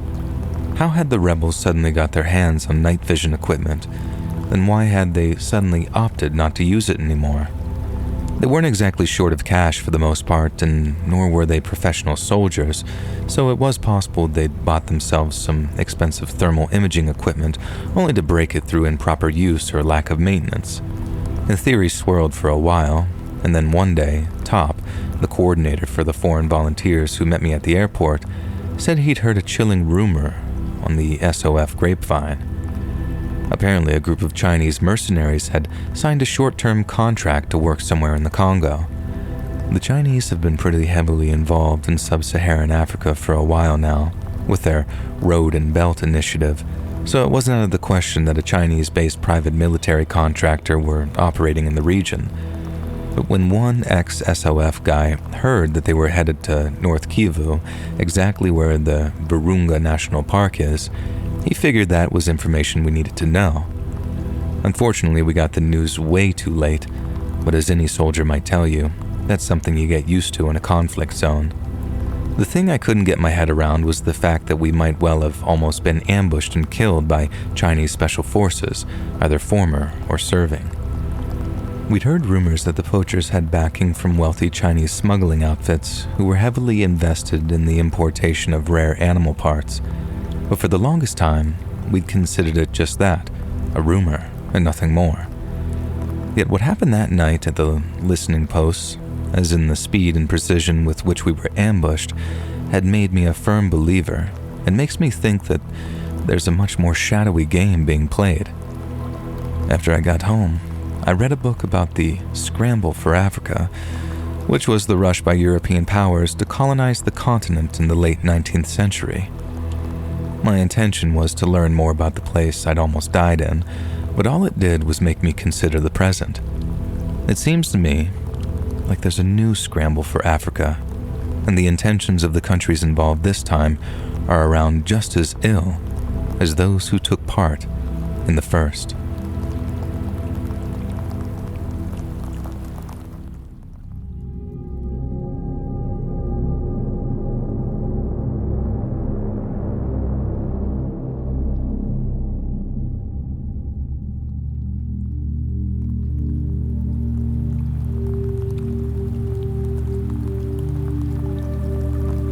on September 21st of 1940, Lowell Lee Andrews' hometown newspaper once described him as the nicest boy in Wolcott, Kansas. Founded in the mid-19th century, Wolcott was named for the railroad official who lobbied for an extension of the Missouri Pacific Railroad into the area. This allowed it to become closely linked with nearby Kansas City, and ever since, it's been considered a sleepy attachment to the city's bustling urban sprawl. It's here that young Lowell Andrews grew up, and back in the 50s, Wolcott was still a small, mostly rural portion of Wyandotte County. It was surrounded by farmland and orchards, and despite the construction of a nearby highway, the town was reluctant to urbanize in the same way as other suburbs had. It was a quiet, quaint, and wholesome little town, where young Lowell's intellect and music talents were allowed to flourish. He was a passionate reader, played bassoon in the college band, and by the late fall of 1958, an 18-year-old Lowell had enrolled at a local college to study biology. But despite outward appearances, Lowell did not enjoy his life in Wolcott and was firmly convinced his future lay elsewhere. During late November of 1958, Lowell and his older sister had both returned home to spend Thanksgiving weekend with their parents. 20-year-old Jenny was enrolled at the University of Kansas, where she was studying to become a teacher, and on the evening of Friday, November 28th, she lay on the couch watching TV with her parents after a dinner of leftover turkey. Lowell, on the other hand, chose not to join them, and instead sat upstairs in his bedroom reading the final novel of seminal Russian author Fyodor Dostoevsky, entitled The Brothers Karamazov. Set in 19th century Russia, The Brothers Karamazov is a passionate philosophical novel that discusses questions of God, free will, and mortality. It has also been described as a theological drama dealing with problems of faith, doubt, and reason in the context of a modernizing Russia, with a plot that revolves around the subject of patricide. After reaching the novel's conclusion, Lowell is believed to have closed it, placed it down on the desk in front of him, and remained in silent thought for a prolonged period of time. Lowell then walked into the bathroom, lathered up his face, and shaved using his father's safety razor. He did so with precision and care, ensuring that there was no errant whiskers or accidental cuts. Then once completed, Lowell walked back to his bedroom and put on the black two-piece suit his parents had purchased him following his college acceptance. Lowell stopped for a moment to inspect himself in a hallway mirror, ensuring that his hair and attire were nothing short of immaculate. And then, after opening a closet in his bedroom, Lowell retrieved a .22 caliber semi-automatic rifle and began walking downstairs. There in the Andrews family's living room, his parents and older sister had their eyes fixed on the TV. They heard Lowell's footsteps in the doorway but didn't turn to look. Since they were watching a movie, and in order to replicate the magic of the movie theater, the Andrews family had turned out their living room lights. When Lowell flicked them on, they vocally protested, but as his mother, father, and sister turned to look at him, looks of terror filled their eyes. Lowell hadn't turned on the lights to ruin their movie experience. He'd turned them on in order to better aim his rifle. The first of Lowell's bullets punched through the skull of his older sister, killing her instantly. Sprawled out on the couch and in direct view of Lowell as he walked into the living room, she presented the easiest and most obvious target. Lowell's parents, on the other hand, died much, much harder. Lowell put 3 quick bullets into his 50-year-old father, William, and then did the same to his 42-year-old mother, Opal Andrews, as she tried to shield her husband's body. Lowell took a moment to calm himself before beginning the next phase of his plan and approached a living room window before hearing movement coming from behind him. He returned to find that somehow his mother had survived her injuries, and after staggering to her feet, she lunged at him. In little more than a second, Lowell Andrews put 3 more bullets into the woman that had raised him. She fell to the floor, took her final breaths, and then passed away. Lowell stared at her lifeless body for a moment, regarding his murdered mother with a chilling lack of emotion. Seconds later, he heard more movement behind him. Lowell turned, only to see his bleeding father crawling towards the kitchen telephone. He took aim, sending multiple .22 caliber bullets into his father until his ammunition ran dry. He then took out a Ruger .22 caliber pistol from his hip holster and emptied all of its bullets into his father's back. It was a brutally cold-hearted execution, but Lull wasn't done there. When his pistol quit firing, he ejected the empty clip, loaded a fresh one, then began shooting into his father's lifeless body almost at random. A homicide detective later said that it was as if Lull had wanted to observe the damage his shots inflicted to different parts of his father's body, a sickening experiment performed on the man who raised him. Lull fired a total of 6 shots at his mother, but 17 at his father. Then, when all was said and done, he began staging the scene to make it appear as if a household burglary had somehow gone horribly wrong. He opened a window in the family living room, then stacked garden furniture outside it, intent on giving the impression that someone had climbed through the window while the family were dozing. Police were meant to assume that an outnumbered home invader had panicked upon waking the family, and in the ensuing chaos, had murdered them one by one. Lull then drove over to his apartment in the nearby town of Lawrence, Kansas, where he began to establish his alibi. Having lent a friend his precious typewriter, he arranged to pick it up that evening under the pretense that he had to write an essay. Then, after dropping the typewriter off at his apartment, Lull visited a local movie theater where he attended a showing of the 1958 movie Mardi Gras. He spoke loudly, imparted friendly greetings to other theatergoers, and placed himself in the very rear of the theater so that everyone filing out at its conclusion would see him seated quite prominently at the back of a well-lit theater. Once the movie was over, Lull decided to drive to the banks of the Kansas River, where he dismantled the weapons used to murder his family and tossed the separate parts off the Massachusetts Street Bridge. He then returned to his apartment, telephoned local law enforcement, and informed them that he strongly suspected his parents' house had just been burgled. However, when the police arrived at his apartment and were forced to pass on the bad news of his family's murder, they observed that Lull expressed only the slightest amount of surprise. Yet not only did Lull seem unperturbed at what would normally be considered devastating news, there was barely a hint of emotion about him. When asked how he knew of the potential break-in at his parents' home, Lull began obfuscating. Then once he admitted his 911 call was prompted by what he called a bad feeling, he was promptly arrested as the case's primary suspect. Whilst in police custody, Lull vehemently protested his innocence. He claimed that he had a falling out with his parents prior to Thanksgiving and hadn't been over to their place in weeks. But the fact that Lull seemed to have had a mysterious premonition regarding the incident which led to his parents' and sister's deaths was extremely incriminating. Homicide detectives pressed him for hours, demanding to know why and how Lull had killed his family. It took the intervention of the family's minister, a pastor Vertio C. Dameron, to finally coerce a confession from who he'd once considered a promising young man. Dameron reportedly gave the boy a Coke before asking him, "You didn't do this terrible thing, did you? If you did, now's the time to purge your soul." Lull might have finally admitted to the murder of his mother, father, and sister, but the confession was completely devoid of remorse. Lull told police officers, "I'm not sorry, but I'm not glad I did it either. I just don't know why I did it. I didn't even feel anything as they died." At his trial, the defense argued that Pastor Dameron's testimony of Lull's confession should be stricken from the record.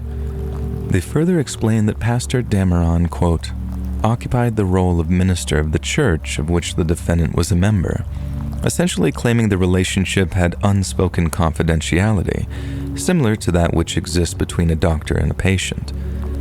But as Pastor Dameron himself asserted, there was no course of discipline in the Baptist church by which a member thereof was enjoined to confess his sins to a minister of the church. On the advice of his defense team, Lull pled not guilty to reason of insanity, and was subsequently sent for tests at the Menninger Clinic in Topeka, Kansas. It was here that Dr. Joseph Satin established that Andrews was almost certainly schizophrenic, but that he had been completely compos mentis, or of composed mind, at the time that he murdered his family.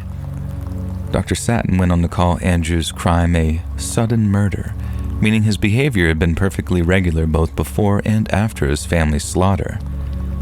This led the doctor to believe the state was well within its right to prosecute Lull to the full extent of the law, in which they promptly did. After taking the stand, Lull's pleas of insanity fell on deaf ears, and following his conviction, he was condemned to be executed. After his request for clemency was denied by the state's governor, Lull was asked about his family's funeral arrangements. "I don't care what you do with them," he said. Then, when asked if he had any regrets regarding the murders, he stated, "I didn't feel anything about it. The time came and I was doing what I had to do. That's all there was to it." After further appeals for clemency were disregarded by the U.S. Supreme Court, Lull Lee Andrews was executed by hanging on November 30th of 1962, aged just 22. His last meal consisted of 2 fried chickens with sides of mashed potatoes, green beans, and pie a la mode, and he gave no last words. Those in attendance gave eerie accounts of Lull's final moments, with one reporter stating he was, and I quote, "outwardly remorseless and disinterested." Another reporter, this one from the Associated Press, said Lull was actually smiling slightly as he was led to the gallows. Because Lull was a hefty 6'1" and 250 pounds, it's believed that he had to hang for some time before he was pronounced dead. Other witnesses claimed the rope actually broke, but despite their proliferation, such rumors were never confirmed. Lull Andrews was one of the last people to be executed in the state of Kansas. He was subsequently buried next to his parents and sister in the Mount Salem Cemetery in Excello, Missouri. The 3 family members were labeled on a single tombstone. Lau's separate tombstone lies parallel and is engraved with a single word, son. Prior to his execution, Lull was detained at the Lansing Correctional Facility, the very same place as the murders of the Clutter family were being held, Richard Hickok and Perry Smith. Hickok and Smith had been made infamous following the release of Truman Capote's book, In Cold Blood, with the former being asked what he thought of Lull Andrews following numerous daily interactions with him. "He was a funny kid," Hickok said. "He had no respect for human life, not even his own."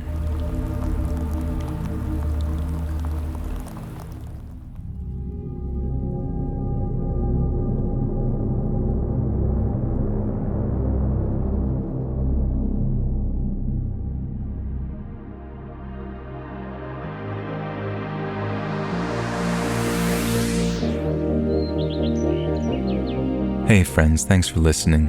Click that notification bell to be alerted of all future narrations. I release new videos every Monday and Thursday at 9 p.m. Eastern Time, and there are super fun live streams on Sundays and Wednesday nights. If you got a story, be sure to submit them over email at letsreadSubmissions@gmail.com and maybe even hear your story featured on the next video. And if you want to support me even more, grab early access to all future narrations and bonus content over on Patreon, or click that big join button to hear about the extra perks for members of the channel. And check out the Let's Read podcast, where you can hear all of these stories in big compilations located anywhere you listen to podcasts. All links in the description below. Thanks so much, friends. And remember, in Jesus' name, boom shakalaka.